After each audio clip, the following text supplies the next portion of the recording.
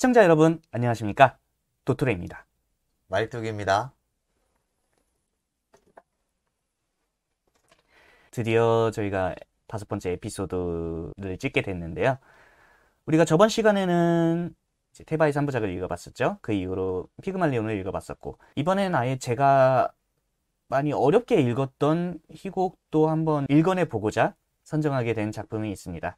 이번에는 빠르게 희곡 제목부터 먼저 말씀드릴게요. 희곡 제목은 장준혜가 쓴 하녀들입니다.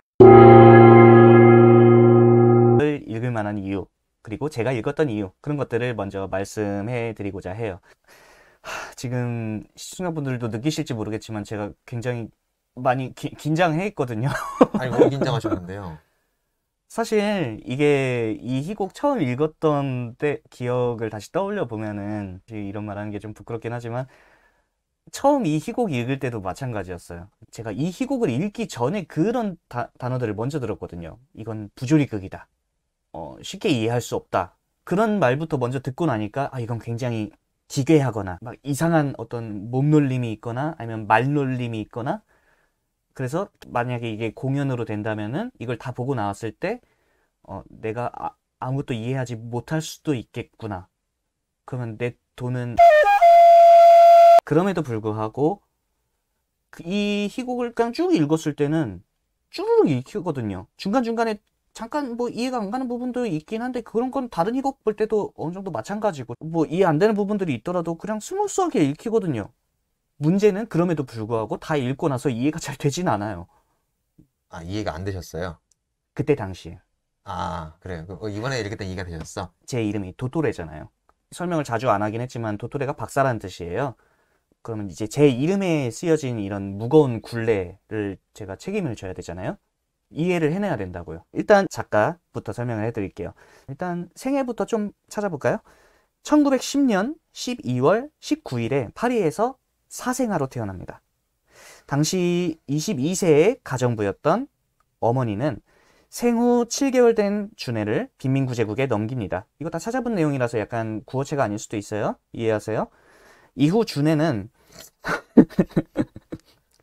모르방의 한 농가에서 좋은 위탁부모 아래에서 성장합니다. 하지만 학교 생활에 적응하지 못하고 직업학교를 탈출한 뒤에 자잘한 절도, 불황, 그런 일탈을 일삼다가 16세에 결국 감화원에 들어갑니다. 이 감화원에서 출소한 뒤로도 절도나 자잘한 범죄 등으로도 수감이 되기도 하죠. 그러다가 1942년 감방 동료의 도움으로 인해서 첫 시집인 사형수를 출판하는데요. 이를 계기로 장콕도 아, 쭈루룩 넘어가서 듣기 싫어. 음, 듣기 싫어. 아, 재미없을 수도 있어요. 근데 이게 약간 그걸 왜 얘기하는 거예요? 이 사람의 생애를 보고 있으면은 죽을 때까지도 그 자기의 그 자잘한 절도나 범죄로 인해서 수감되기도 하고 마지막 유배형에 당하기도 하고 그러거든요. 그런 거 봐서는 이 사람이 사회의 관점으로 봤을 때 제정신이 아니다. 내가 이 작가를 왜 얘기했지? 이 하녀들을 쓴 이유를 찾아보고자 하는 거잖아요. 감방에 있을 때 자기가 쓰고 싶었던 걸 쓰지 않았겠어요? 근데 사회적으로 약간 미친 사람이니까, 그래서 뭐 자기의 그런 사상을 이제 장준혜는 미친 사람이었다. 전파하기 위해서 쓰지 않았을까? 뭘 전파해요? 그 자신의 사상을 전파하고 내가 틀린 게 아니다. 그렇고 일단 장준혜란 작가에 대해서는 그렇게 깊게 파보지 않으셔도 돼요. 무슨 소리 하시는 겁니까? A few moments later. 프랑스에서 큰 이슈가 됐던 사건이 있어요. 바로 파팽 자매 사건인데요. 20대의 두 자매가 7년 동안 일하던 집의 여주인과 딸을 아주 잔인한 방법으로 살해한 사건인데요. 당시 프랑스 전체에 큰 이슈가 됐던 사건이에요. 그래서 이 사건 자체의 모티브를 얻거나 영향을 받았던 작품들도 굉장히 많이 있는데요. 뭔데요? 최근에는 우리들한테 익숙한 봉준호 감독의 기생충, 또 이 파팽 사건을 영화 작업 초반부터 참고를 했다고 하는 이야기도 그건 맞아요? 인터넷에 있어요. 봉준호 감독의 입에서 나온 말이에요? 그것까지 찾아볼 여력은 없었어요. 그래서 이 사건을 모티브로 삼아서 장준혜 작가가 하녀들이라는 작품을 썼는데요. 장준혜가 빠팽자매 사건을 모티브로 삼아서 하녀들을 썼다라고 얘기를 했어요? 지금 책임질 수 있으신 말을 뱉고 계신 거 맞으시죠? 전혀 책임질 수 없어요. 이게 인터넷의 특성이에요. 인터넷은 아무것도 책임져 주지 않아요. 그래서 바다라고 하는 거예요. 정보의 바다. 하세요. 네, 하시고 싶은 거 다 하세요. 그 당시에도 많은 학자들, 관련된 논문들도 많이 썼고 연구를 실제로 많이 했어요. 장준에도 하녀들이란 작품을 그때 당시에 써냈는데 제가 봤을 때는 그게 장준혜가 사건을 이해하기 위한 방식으로서 이 사건 자체를 그대로 박제하듯이 올려서 공연화를 한 게 이걸 이해하려고 했던 방식이 아닐까. 그러니까 준혜가 하녀들을 쓴 이유는 빠뱅자매 사건을 모티브로 삼았고 본인도 그 하녀들이 저지른 범죄를 이해할 수가 없어서 걔네들이 해놓은 짓거리를 그대로 연극 무대로 올렸다 이거예요? 제가 봤을 땐 그래요. 왜? 그러면 기사를 쓰면 되지 왜 그걸 연극으로 해요? 파팽 자매 사건을 찾아봤을 때 그런 얘기가 있었어요. 실제로 이 하녀 둘이서 역할극 같은 것들을 많이 했었다고.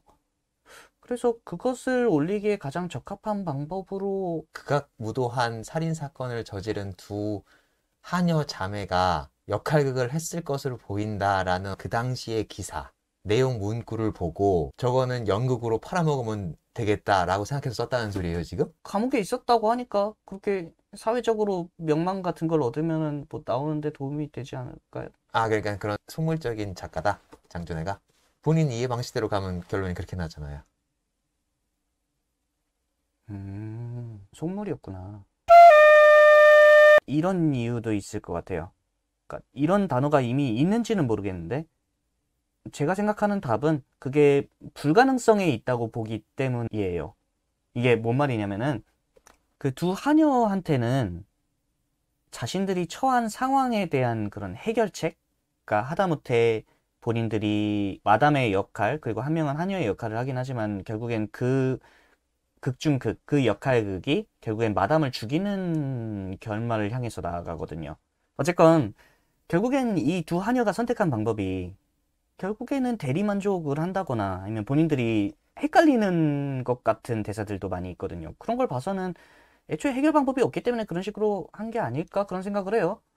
그러니까 약간 이게 저만 그런지 모르겠는데 여러분들 잠에 들기 전에 어렸을 때 주로 하긴 하지만 그런 상상들 많이 하시잖아요.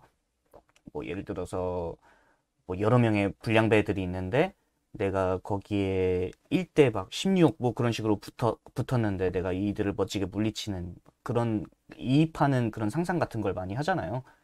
물론 결국에는 그러면서 잠에 들기도 하지만은 그런 상상을 하고 있는 스스로를 발견하기도 하지만 어쨌건 해결 방법이 없기 때문에 애초에 그런 상상 그리고 그런 역할극에 몰입했던 거 아닐까 생각하면서 그럼 그로 미루어 비추어 봤을 때 애초에 해결 방법이 없었던 건 아닐까.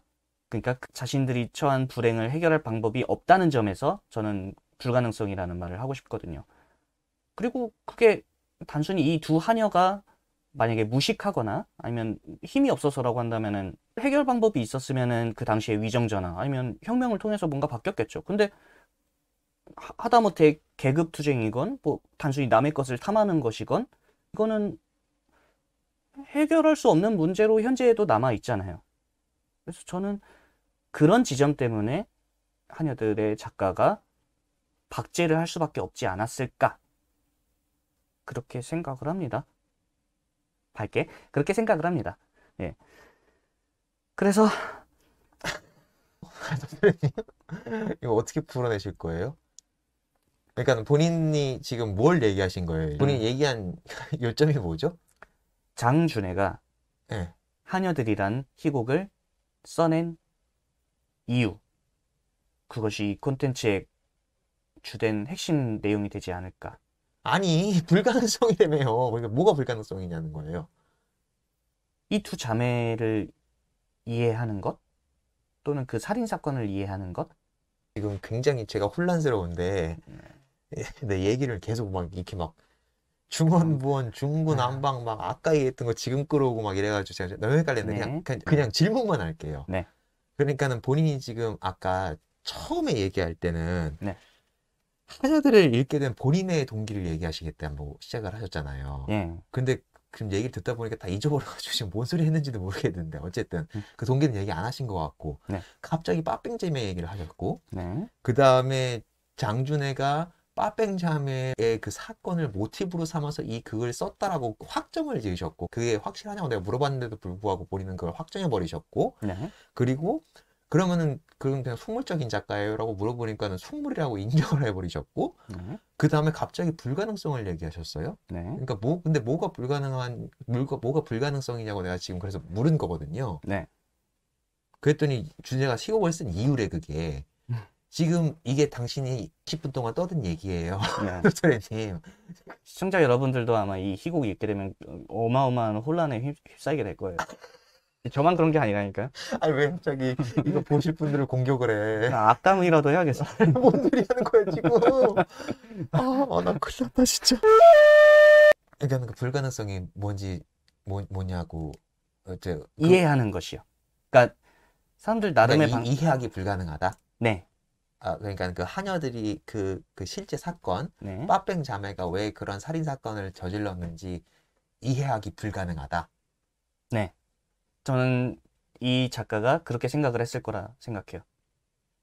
그렇게 준혜가 얘기를 했어요? 안 했지만 제가 미루어 짐작했을 때. 왜 그걸 멋대로 미루어 짐작을? 이렇게 나름 해봐야죠. 이게 뭐, 이 사람이 사람을 온전히 이해한다는 게 가능하지 않잖아요. 근데 그럼에도 불구하고 내가 어떤 답을 내림으로써 적어도 저는 그렇게 생각하고 아니 제가 그러니까는 미루어 짐작한다는 것도 근거가 있어야지 미루어 짐작이 가능한 거잖아요. 그런데 제가 지금까지 계속 질문을 하면서 정리를 또 아까 해드렸지만 그런데 그것들이 서로서로 근거가 안 되잖아요. 이렇게 말을 하면 이렇게 근거 이렇게 이랬고 이래서 그래서 불가능성이라고 생각했다. 이렇게 얘기가 나와야 되잖아요. 네. 그런데 이거고 이거다라고 얘기하신 거거든요. 근데 그건 본인은 지금 그거를 연결됐다고 생각하시고 계시잖아요. 그런데 그러면 내가 잘못 이해했을 수도 있으니까 그래서 풀어달라고 지금 청하는 겁니다. 네. 그러니까는 불가능성이라는 게 뭐죠? 그러니까 지금 제가 이 긴 시간 동안 여러분한테 보여드렸던 이 과정 자체가 제가 생각했을 땐 불가능성 아닐까 싶어요. 그러니까 제가 방금 작가 얘기를 했어요. 장준의 작가 얘기를 했고, 그리고 파팽 사건 얘기를 했고, 뭐 당시에 뭐 이런 일이 있었다, 뭐 생애 같은 것들도 얘기했고, 이런 것들이 서로 인과관계도 없지만 어쨌건 한여를 설명하는데 필요한 정보들이거든요. 이런 것들을 이 한여로서 실체화된 것 아닐까. 화이팅. 비웃지 마요. 화이팅. 고생하셨습니다. 근데 그 전에 원래 이걸 초반에 하려고 했었는데 제가 봤을 때 이거는 이야기 구조는 단순하거든요. 하녀들 세 줄 요약부터 먼저 하고 들어갈게요. 마담이 자리를 비운 사이에 끌레르와 솔랑주라는 두 하녀가 마담과 하녀 역할극을 합니다. 그런 와중에 부슈가 풀려나게 되자 이 두 하녀는 겁을 먹어서 마담을 독살하려 하는데요. 이에 실패한 두 하녀는 극중극을 통해서 극중 마담을 죽이는데 성공합니다. 극중극을 통해서 극중 역할인 마담을 살해하는 데 성공했다는 게 무슨 소리예요? 마담한테 현실에서 먹이려고 했던 수면제 열알 정도 탄 띠웰차 그거를 먹이는데 실패했었지만 극중극에서 마담 역할을 끌레르가 맡은 와중에 솔랑주가 그걸 줘가지고 띠웰차를 마시면서 이 아니 끝나거든요. 자, 여러분 이제야 좀 뭔가 물꼬가 될 만한 목걸이가 나온 것 같아서 제가 좀 개입을 해야겠습니다. 굉장히 지금 오늘 도토리님이 평소와 다르게 굉장히 많은 양을 공부해 오셨더라고요. 그래가지고 제가 너무 감명받았었어요. 그런데 한껏 더 똥을 싸셨어요. 그래가지고 제가 굉장히 오늘 좀 충격적이었거든요. 그렇지만 마지막 세 줄 요약에 와서 드디어 제가 이 해결의 실마리가 조금 보여요. 그러니까 우리가 좀 이걸 그래도 좀 쉽게 더 이해할 수 있는 꼬리가 나온 것 같아서 요거부터 지금 풀어가면 될 것 같아요. 방금 세 줄 요약 다시 한번 읽어보시겠어요? 마담이 자리를 비운 사이에 끌레르와 솔랑주라는 하녀가 마담과 하녀 역할극을 합니다. 그리고 마담의 애인을 거짓 범죄로 밀고 했었지만 풀려나게 돼서 마담을 독살하려고 하고 이에 실패한 두 하녀는 극중극을 통해서 마담을 죽입니다. 그러니까 네. 극중극을 통해서 마담을 죽인다는 게 무슨 뜻이에요? 자, 여러분, 하녀들이라는 작품의 내용이나 연극을 보셨던 분들은 이게 무슨 소리인지 그냥 이해되실 거예요. 근데 모르시는 분들은 이게 정말 무슨 소리인지 1도 모를 거거든요. 희곡 자체를 읽어보지 않으신 분이나 혹은 아까 도토리님이 무의식 중에 이렇게 자기 성찰을 하시면서 여러분도 읽으면 모르실 분 많을 거라고 이렇게 악담을 뽑았지만 죄송합니다. 이거는 죄송합니다. 그런데 진짜 이해 못 하시는 분들도 있거든요. 근데 그거는 이해 못 하시는 분들이 무지해서라거나 혹은 그 내용을 이해 못 하셔서가 아니에요. 왜냐하면 이거는 그런 삶의 태도를 모르시기 때문에 생기는 문제거든요. 그러니까 이 세 줄 요약에서도 도토리님이 살아온 인생관에 맞게끔 세 줄 요약이 돼 있다는 게 그냥 드러납니다. 그러다 보니까는 요약을 저렇게 하신 거거든요. 제가 마지막 문장만 가지고 풀어내보자고 한다면 그러니까 이 자체가 부조리가 될 수 있어요. 극중극을 통해서 두 하녀가 마담을 살해하는데 성공했다. 그럼 실제 마담을 죽였다는 소리예요? 아니죠. 그럼 극 내에서 마담을 죽이는데 성공했다는 거예요? 그렇죠? 극 내에서 마담을 죽이는데 성공했다라고 하면 실제 사상자가 없다는 소리네? 극 내니까? 가짜네, 그거는 실제적으로는요? 가짜죠. 그런데 실제로 죽는 사람이 있어요, 없어요? 있었죠. 누가 죽어요, 실제로는? 클레르. 이런 문제가 생기는 거거든요, 지금. 이게 준혜가 얘기하고자 했던 연극과 삶의 태제입니다. 이해가 안 되시나요? 봐봐요. 세 줄 요약을 통해 가지고 이 스토리를 전달하시려고 했어. 그러다 보니까 그렇게 요약될 수밖에 없었잖아요. 그런데 극중극을 통해서 마담을 살해하는데 성공했다며. 극중극이라는 건 어쨌든 그건 극이죠. 그쵸. 가짜잖아요, 가짜. 극이라는 것 자체가 가짜기 때문에 마담을 죽이는데 성공했다라고 하는 건 극 내에서나 유효한 얘기지. 즉, 가짜 세계에서나 유효한 얘기지. 실제로 사상자가 나오면 안 되잖아요. 그죠? 네. 그런데 우리가 이 희곡을 읽어보면 알 수 있지만 끝에는 누가 죽어? 이거 죄송합니다. 결말 스포를 다 하고 갈 수밖에 없어요. 이 내용이 원래 그래요. 가서 그걸 읽어보면 알겠지만 실제로 죽잖아요. 누가? 마담 역할을 했던 끌레르가 진짜 독약을 마시고 죽음으로써 마담이 죽는 역할, 그 상징, 이걸 죽이려고 마담으로 상징되는 그 어떤 것들을 죽이려고 자기가 죽잖아요. 그렇죠. 그럼 어떤 게 허구고 어떤 게 실제인데요? 끌레르가 실제로 죽었다라는 걸 또 알고 있잖아요. 그럼 끌레르의 관점에서 보면 이 문장은 틀린 건데? 그렇죠. 그럼 세 줄요약 바뀌어야 되는데요. 실제 마담 살해는 성공한다가 아니라 실패한다가 되는 거잖아요. 그렇게 부조리 극은 극 내에 이런 현실과 극 사이, 예술과 삶 사이, 이 두 개가 병치되어 있거든요. 같이 공존하고 있어요. 막 이렇게 막 얼그러져서. 그리고 여기 나오는 캐릭터들이 극중 극, 극중 현실, 극중 극중 극, 이 사이를 막 왔다 갔다 하면서 어느 세계에 속해 있었을 때의 대사들, 심지어 이 세 개의 세계가 동시에 교합됐을 때 나타나는 대사들도 있어요. 이게 무슨 소리냐면 제가 지금 가면을 쓰고 말뚝이라는 캐릭터를 입어서 지금 여러분들한테 설명을 해드리고 있잖아요. 제가 큰 어떤 연기적 기교를 부리는 건 아닙니다만 어쨌든 저는 저의 신분이 드러나지 않기 위해서 제가 생각한 말뚝이로서의 역할, 그것을 염두에 두고 지금 이 방송을 하고 있겠죠. 그런데 그러한 순간에 제가 도토리님한테 갑자기 야, 너 뭐해? 라는 이런 거 중간중간 보이시죠? 그러면서 아, 저거는 저 둘은 찐이다. 이거 그러면서 아, 이쪽 놈이 형이고 이쪽 놈이 동생이겠구나. 무슨 큰 인연이 있겠구나라는 거를 감각적으로 느끼셨겠죠. 현실 속에 그게 저였을 테니까. 현실 속에 그게 도토리님이었을 테니까. 그렇게 한 대사 내에 그 두 가지 역할, 혹은 그 세 가지 역할의 대사들이 다 중첩되어 쓰여져 있는 거예요. 그런 상황이 계속 중첩됩니다. 그러다 보니까 이거는 사실 세 줄 요약을 하기 힘들어요.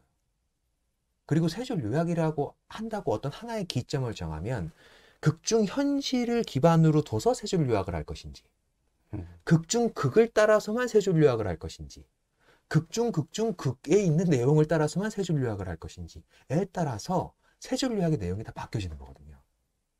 그 모든 게 난삽하게 막 섞여져 있는 거. 조리 있게 흘러가지가 않아요. 어떤 하나의 세계를 얘기하고 있는 게 아니야. 그래서 이러한 작품을 썼던 준해를 부조리 극작을 했던 예술가 군으로 마틴 에슬린이라는 비평가가 이렇게 연구해서 건져내면서 이제 하녀들은 부조리극이다 뭐 이런 얘기들이 막 있는 거거든요. 근데 사실 준해는 준해 입으로 자기가 내 극은 부조리하다 이렇게 얘기한 게 아니에요. 준해는 준해만의 예술론이 있어요.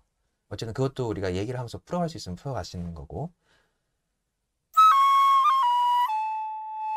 그래서 아마 요 태제 하나, 극중극이라는 태제 하나, 물론 이거 말고도 이해할 수 있는 방법들, 그런 분석 틀들은 굉장히 많이 있습니다. 그것도 다 시간이 된다면 제가 설명을 해드릴 수 있다면 해드릴게요.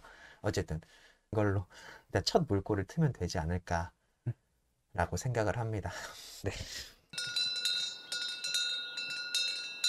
아까 얘기했던 극중극, 요게 포인트예요. 그러니까는 하녀들을 이해하기 위한 포인트라는 거예요. 준해의 극에는 준해가 평생 쓴 희곡이 5편입니다. 초기 2작품, 후기 3작품이에요. 그런데 그 5작품 중에서 대부분 극중극이 나와요. 그리고 그 극중극을 이용하는 방식들이 다 달라요. 그래가지고 이 모든 걸 다 설명을 하려고 하다 보면은 너무 오래 걸리고 그 극중극을 사용하는 방식도 다 다르기 때문에 이 작가의 작품은 이러한 특색을 가져라고 하면 묻기도 힘들어요, 사실. 현대 극작가들은 다들 그런 특색을 띠거든요. 끊임없이 새로운 시도를 하려고 노력하시는 게 현대 예술가들의 어떤 태도처럼 되어 있어가지고 내 작품을 넘어서는 내 작품을 쓰기 위해서 요즘 예술가들은 살고 있잖아요. 그러니까 계속 똑같은 걸 답습하는 예술가를 앉혀주는 이런 시대에 살고 있어가지고 그래서 예술가들이 힘든 거겠죠. 아무튼 그래서 준해의 희곡도 5편이 다 달라요. 그래가지고 이거를 묶어서 우리가 이전에 읽었던 다른 희곡들처럼 이렇게 묶어가지고 하나의 개념으로 이해할 수 있는 키워드라던가 이런 것들 들이기가 사실 굉장히 좀 조심스럽습니다. 그리고 그거에 대한 분석을 내놓는 사람들도 분석들이 다 달라서 그래서 더 여러분들이 이걸 취합하시기가 힘든 걸 수도 있으시거든요. 근데 우리는 그래서 중심을 잡고 갈 건데 제가 드릴 중심 테마는 이겁니다. 극중극. 우리는 희곡을 읽을 거잖아요. 극중극이라는 테마 하나 가져가십시다. 그리고 두 번째로는 준해의 예술론. 삶과 죽음에 대해서 얘기할 건데요. 삶과 죽음에 대한 준해의 예술론은 3부에 제가 최대한 풀어낼 수 있을 만큼 풀어서 요 하녀들과 엮여서 여러분들께 한번 말씀드려보도록 하겠습니다. 지금 1편에서 흥미를 가지셨길 바라며 2편에서 다시 뵙도록 하겠습니다.